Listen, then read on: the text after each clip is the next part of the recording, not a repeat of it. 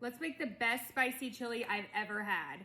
Gonna brown 1 pound of ground beef on the stove and then drain the grease from that. And you're gonna wanna dice up an onion, a bell pepper, and some celery. You can dice those as big or as small as you want them. And if you really like onion, like my husband, then you can cut up some extra for people who wanna put it on top after. You're gonna then put everything into a crock pot. We like to use a crock pot liner to make cleanup easy because we're all about making life easy over here.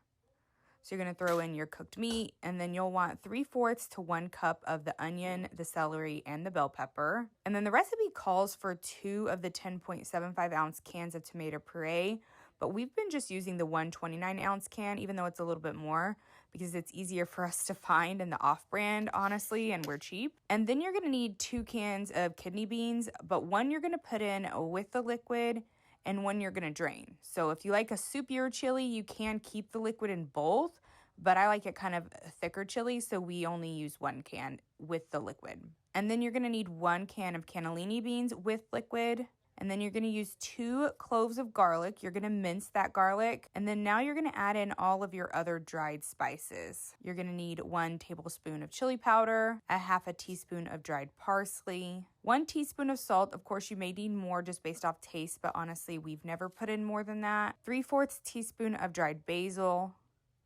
3/4 teaspoon of dried oregano, 1/4 teaspoon of ground black pepper, and then 1 to 2 teaspoons of cumin. We always do 2 over here. And then now for the heat. This is what makes it spicy. This originally called for 2 tablespoons of hot pepper sauce, and we would use that 1 sambal paste, but honestly, it's kind of hard to find. So now we just use sriracha and red pepper flakes. This is, of course, to how spicy you want it. So some people, as you could see, may want to add a little bit more. And if you don't want it spicy, this is where you would just completely leave this out. And then you're going to have some good chili, but honestly, we love it spicy. You're going to then mix everything up and then cover and cook on low for 8 hours. If you don't have the time, you can also cook it for 4 hours on high, but the beans definitely get cooked better on low. Literally so delicious. All right, it's time to taste test it.